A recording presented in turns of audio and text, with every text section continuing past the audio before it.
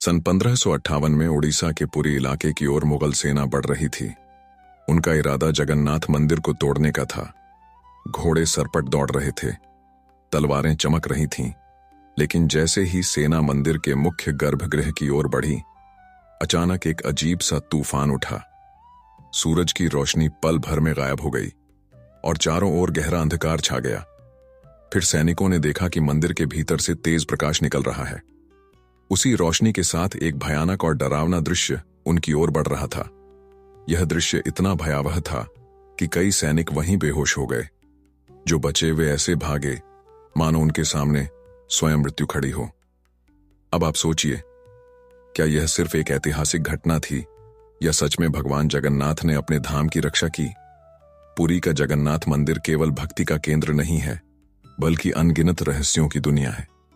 क्या आपने कभी सोचा है कि इस मंदिर का ध्वज हमेशा हवा की विपरीत दिशा में क्यों उड़ता है?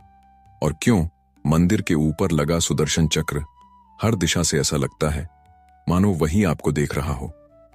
यहां तक कि प्रसिद्ध पुस्तक भविष्य मलिक में इस मंदिर को लेकर कलयुग की कई भविष्यवाणियां लिखी गई हैं। कहा जाता है कि वे सभी सच हुई हैं। इनमें सबसे प्रसिद्ध भविष्यवाणी कोरोना महामारी को लेकर मानी जाती है। इस पुस्तक में लिखा था कि जब मंदिर का सबसे पुराना पेड़ गिर जाएगा, तब एक भयानक महामारी आएगी। लोगों का मानना है कि यह भविष्यवाणी सच साबित हुई। यह सिर्फ एक घटना नहीं है, ऐसी और भी कई घटनाएं बताई जाती हैं जो लोगों को चौंका देती हैं। मंदिर के भीतर कई अनसुने और रहस्यमय तथ्य बताए जाते हैं। सबसे बड़ा रहस्य ब्रह्म पदार्थ का है। इसे श्री कृष्ण का हृदय माना जाता है। मान्यता है कि यह आज भी मंदिर में मौजूद है। हर 12 वर्ष में पुरानी मूर्ति से इसे निकालकर नई मूर्ति में स्थापित किया जाता है। यह प्रक्रिया अत्यंत गोपनीय मानी जाती है। कहा जाता है कि यदि कोई इस ब्रह्म पदार्थ को देख ले तो उसकी तुरंत मृत्यु हो जाती है। ऐसी कई कथाएं प्रचलित हैं। पिछले लगभग 800 वर्षों से इस मंदिर का ध्वज हर दिन बदला जाता है। मान्यता है कि यदि एक भी दिन यह परंपरा टूट जाए तो मंदिर को 18 वर्षों के लिए बंद करना पड़ेगा। जब अंग्रेज शासन में इस परंपरा को अंधविश्वास मानकर रोकने का प्रयास किया गया तो उनके साथ कुछ अनहोनी घटनाएं हुईं। मंदिर के मुख्य प्रवेश द्वार पर 22 सीढ़ियां हैं। कहा जाता है कि तीसरी सीढ़ी पर पैर रखना वर्जित है। इसके पीछे भी रहस्य बताया जाता है। फिर आती है मंदिर की रसोई। यहां एक साथ कई बर्तनों में महाप्रसाद पकाया जाता है। आश्चर्य की बात यह है कि नीचे रखे बर्तनों से पहले ऊपर रखे बर्तन का भोजन पक जाता है। लोग मानते हैं कि यह रसोई विज्ञान के नियमों को चुनौती देती है। यह केवल एक मंदिर नहीं है, यह वह स्थान है जहां धर्म, आस्था, रहस्य और चमत्कार एक साथ खड़े दिखाई देते हैं। यहां श्रद्धा केवल पूजा नहीं बल्कि रहस्यों से साक्षात्कार है। अब बात करते हैं 15 जून 2015 की रात की। ठीक 12 बजे पूरे पुरी शहर की बिजली काट दी गई। यह कोई साधारण बिजली कटौती नहीं थी। उस समय मंदिर के गर्भगृह में एक अत्यंत गोपनीय अनुष्ठान चल रहा था। मुख्य पुजारी आंखों पर पट्टी बांधकर और हाथों में मोटे कपड़े पहने हुए गर्भगृह की ओर बढ़ रहे थे। उनके हाथों में एक दिव्य पदार्थ था। यह वही ब्रह्म पदार्थ था जिसे श्री कृष्ण का हृदय माना जाता है। 12 वर्षों बाद यह प्रक्रिया फिर से दोहराई जा रही थी। इस अनुष्ठान में भगवान जगन्नाथ की पुरानी मूर्ति से ब्रह्म पदार्थ निकालकर नई मूर्ति में स्थापित किया जाता है। इसे भगवान के शरीर के परिवर्तन का प्रतीक माना जाता है। आत्मा वही रहती है, केवल शरीर बदला जाता है।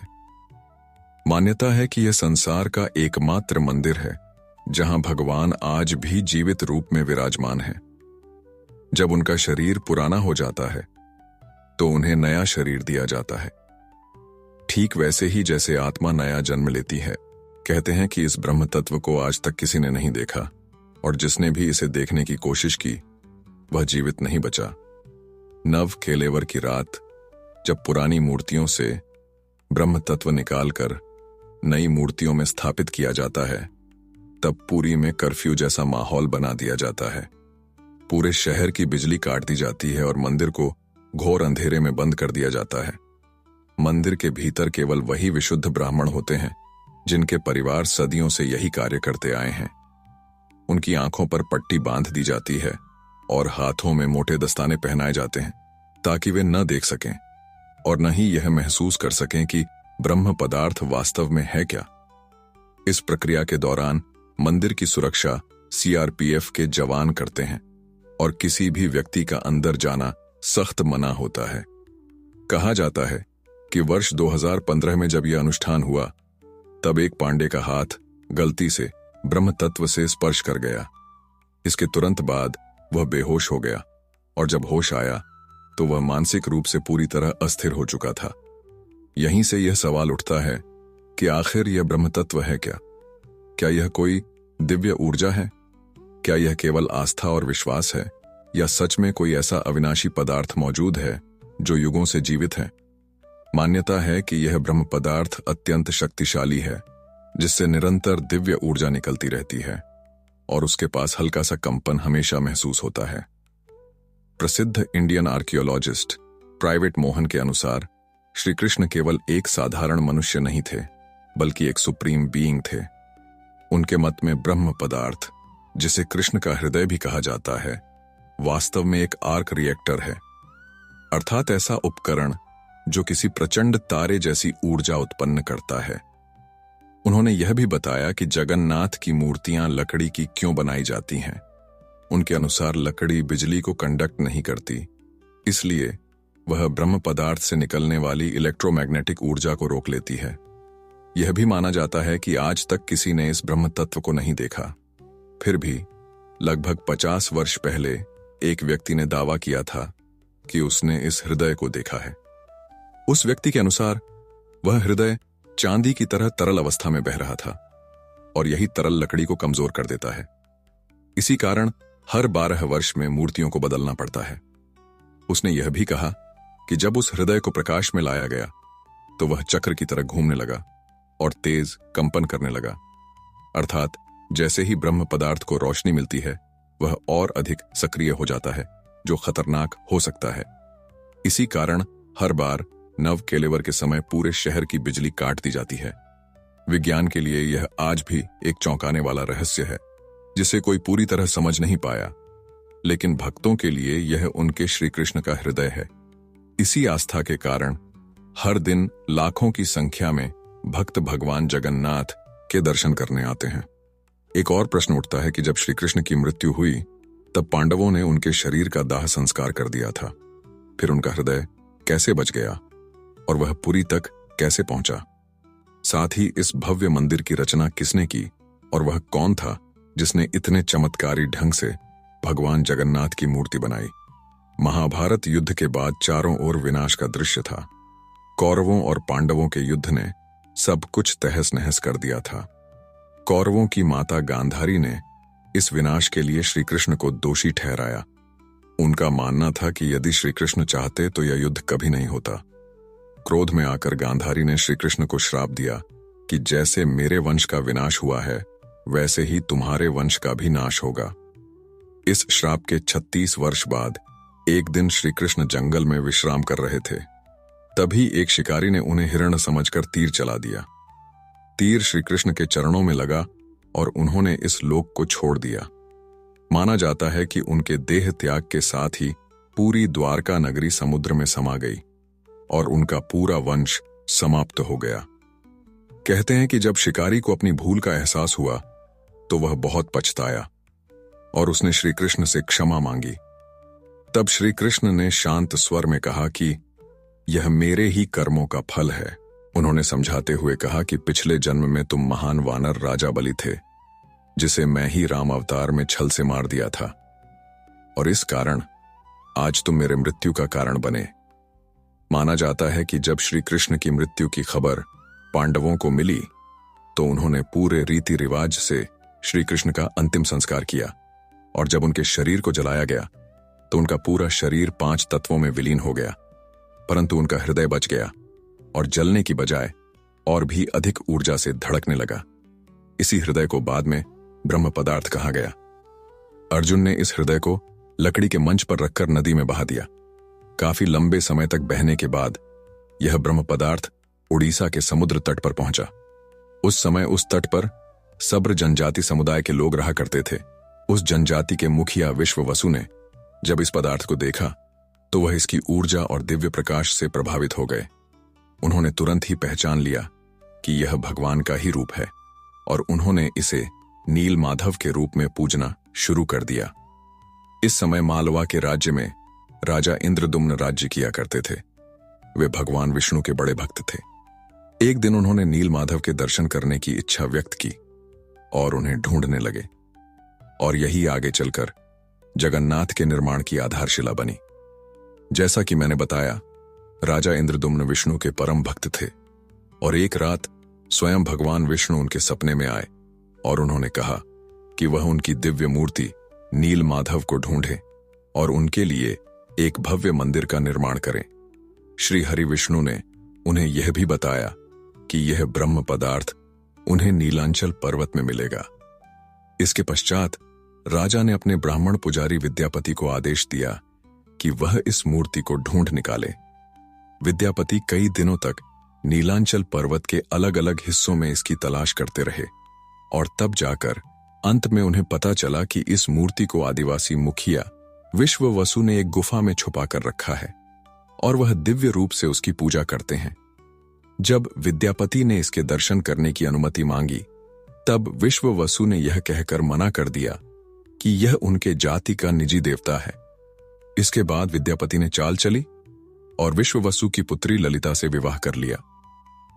अब विद्यापति ने ललिता की मदद से एक दिन विश्ववसु को मना लिया और वह उसे गुफा की ओर चल पड़े। जैसे ही विद्यापति ने नील माधव की मूर्ति को देखा, वह उसकी ऊर्जा से अत्यंत प्रभावित हुए और उन्होंने तुरंत ही यह बात राजा इंद्रदुम्न को बताई। लेकिन जब राजा इंद्रदुम्न वहां पहुंचे, तब तक विश्ववसु ने वह मूर्ति वहां से हटा दी थी, जिसे देखकर राजा काफी उदास हो गए और अपने महल लौट आए। इसके बाद फिर से रात में भगवान विष्णु उनके सपने में आए और कहा कि पुरी के तट पर एक बड़ा नीम का पेड़ बहकर आएगा, तुम उस पेड़ से मेरी नई मूर्ति बनवाना। वह पेड़ काफी बड़ा था, जिसे उठाना आसान नहीं था। आखिरकार जैसे तैसे उस पेड़ को महल तक लाया गया, लेकिन अब प्रश्न यह था कि इस पेड़ से भगवान की मूर्ति कौन बनाएगा। बहुत से कारीगरों ने इस पेड़ से मूर्ति बनाने की कोशिश की, लेकिन सब असफल रहे।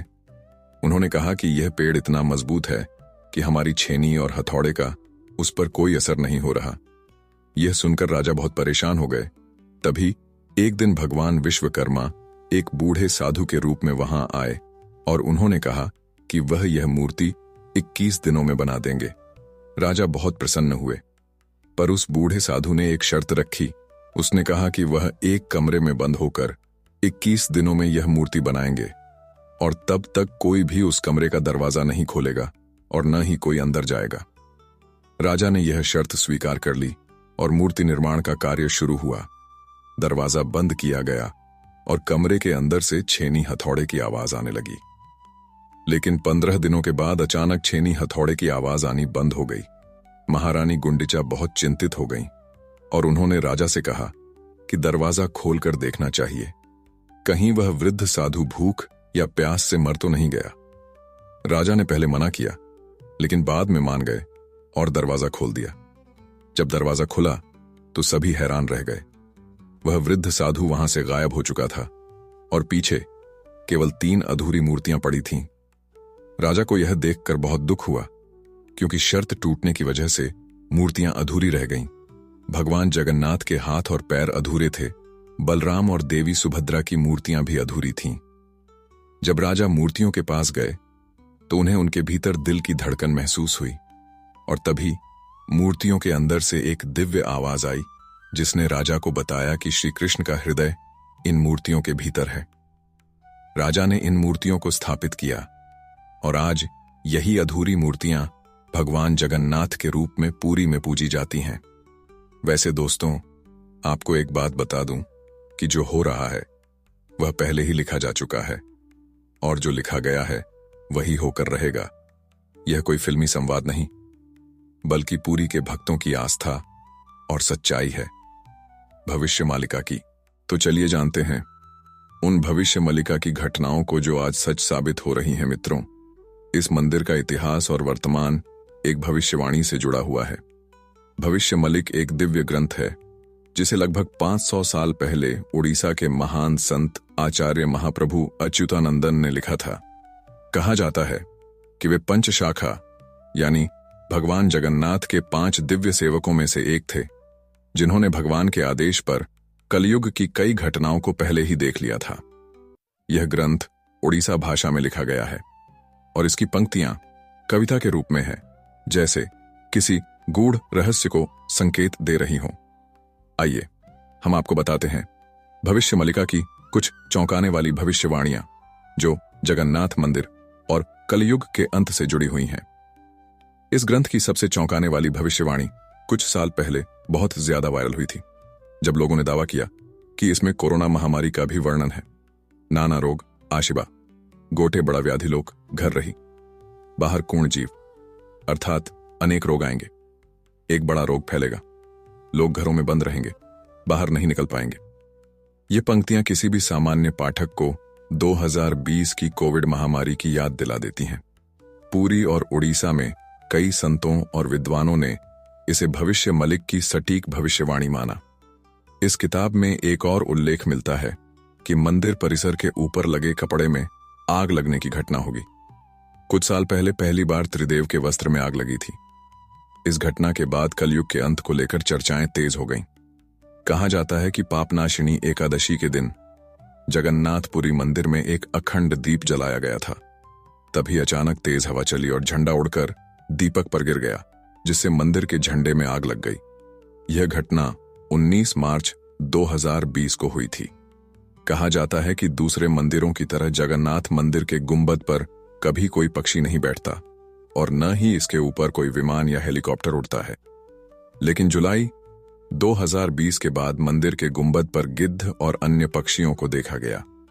वे मंदिर के गुंबद स्तंभ और नील चक्र पर भी बैठे दिखाई दिए। ऐसे में महाविनाश की भविष्यवाणियां एक बार फिर चर्चा में आ गईं। भविष्य मलिका के अनुसार जब कल युग का अंत करीब होगा तो भगवान जगन्नाथ मंदिर का नील चक्र यानी सुदर्शन चक्र तूफान से टेढ़ा हो जाएगा। वर्ष 2019 में समुद्री तूफान के कारण यह विशाल चक्र टेढ़ा हो गया था।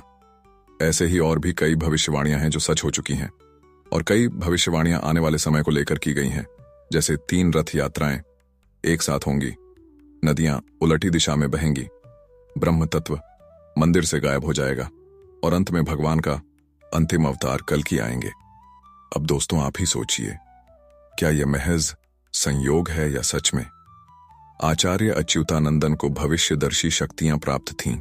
अगर उन्होंने सैकड़ों साल पहले ऐसी बातें लिख दी जो आज सच होती दिख रही हैं, तो क्या हमें उनकी बाकी भविष्यवाणियों को भी गंभीरता से लेना चाहिए? भविष्य मलिक कोई साधारण ग्रंथ नहीं बल्कि कायनात का एक रोड मैप है जिसे समझने की जरूरत है। आपकी जानकारी के लिए बता दें कि सन 1558 में मुगल सेना ने मंदिर को तोड़ने की कोशिश की थी और उसके बाद जो हुआ वह चौंकाने वाला था। इस घटना का उल्लेख भी भविष्य मलिका में पहले से किया गया था।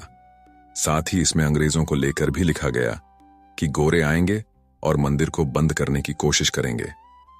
तो चलिए अब जानते हैं कि जब मुगल सेना ने मंदिर पर आक्रमण किया तो क्या हुआ और कैसे अंग्रेजों ने भक्तों की श्रद्धा को अंधविश्वास बताकर मंदिर को बंद करने की कोशिश की। लेकिन उससे पहले चैनल को सब्सक्राइब जरूर कर लें। यह आपके लिए फ्री है, पर इससे हमारी काफी मदद होती है। सन 1558 में उड़ीसा के पुरी क्षेत्र में घना अंधकार छाया हुआ था, लेकिन वह अंधकार आकाश में नहीं बल्कि लोगों के मन में था, क्योंकि इस बार कोई साधारण लुटेरा नहीं बल्कि मुगल सेना स्वयं मंदिर को नष्ट करने के इरादे से आ रही थी। काला पहाड़ नाम का अफगान जनरल, जो उस समय बंगाल का गवर्नर था, उसकी क्रूरता इतनी बदनाम थी कि उसका नाम सुनते ही लोग कांप उठते थे। कहा जाता है कि वह सनातन धर्म और मंदिरों से विशेष नफरत करता था। एक दिन उसकी फौज पूरी ताकत के साथ पुरी की ओर बढ़ी। बड़े बड़े घोड़े सरपट दौड़ रहे थे और तलवारें लहराई जा रही थीं। मंदिर की शांति में एक भयंकर आंधी की आहट महसूस होने लगी। जैसे ही सैनिक मुख्य गर्भगृह की ओर बढ़े, अचानक मौसम बदल गया। तेज हवाएं चलने लगीं, आकाश काला पड़ गया सूरज की रोशनी एकदम गायब हो गई और मंदिर के चारों ओर एक रहस्यमय घना अंधेरा छा गया। इसी बीच मंदिर के भीतर से एक चमकती हुई रोशनी निकली जो किसी इंसान की नहीं थी। जैसे ही यह रोशनी बाहर आई, पूरा मैदान एकाएक शांत हो गया। सैनिकों में भय फैल गया। कुछ बेहोश हो गए, कुछ उल्टे भागने लगे। बिना एक भी तलवार चले काला पहाड़ की पूरी फौज पीछे हट गई। आज भी पुरी की लोककथाओं में यह कहानी सुनाई जाती है कि जब भगवान की मर्यादा पर वार होता है तो वे स्वयं प्रकट होकर अपने धाम की रक्षा करते हैं। अब दूसरी घटना की बात करते हैं जो अंग्रेजों के विरोध और रथ यात्रा के संघर्ष से जुड़ी है। 1803 में जब अंग्रेजों ने पुरी पर कब्जा किया, तब उन्होंने कई प्राचीन मंदिरों की संपत्तियों और अधिकारों को छीन लिया। लेकिन पुरी का श्री जगन्नाथ मंदिर एक ऐसा स्थान बना जहां जनता ने कभी भी नियंत्रण नहीं छोड़ा। ब्रिटिश अधिकारियों को मंदिर से जुड़ी अलौकिक घटनाएं और भक्तों की गहरी श्रद्धा समझ में नहीं आती थी। इसी कारण वे इन्हें सुपरस्टिशन कहकर उपहास करते थे। सन 1805 में ब्रिटिश कलेक्टर मिस्टर हंटर ने पुरी मंदिर के अनुष्ठानों को इरेशनल और बर्बर कहा। बात तब और बिगड़ गई जब ब्रिटिश प्रशासन ने रथ यात्रा को रोकने की साजिश रची। उनका तर्क था कि रथ यात्रा के दौरान भीड़ अनियंत्रित हो जाती है और यह प्रशासनिक खतरा है। लेकिन यह फैसला पूरे उड़ीसा में जन आंदोलन का कारण बन गया। लाखों लोग सड़कों पर उतर आए। मठाधीशों और राष्ट्रवादी नेताओं ने खुलकर विरोध किया।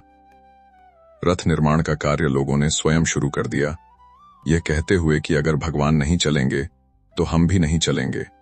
जनता के दबाव और आक्रोश के चलते ब्रिटिश सरकार को पीछे हटना पड़ा और रथ यात्रा की अनुमति फिर से देनी पड़ी। इसके बाद अंग्रेजों ने पुरी मंदिर के अंदरूनी मामलों में हस्तक्षेप नहीं किया। अब चलिए जानते हैं जगन्नाथ मंदिर की तीसरी सीढ़ी का रहस्य, जिसे यमलोक का द्वार भी कहा जाता है। इस मंदिर में कुल 22 सीढ़ियां हैं।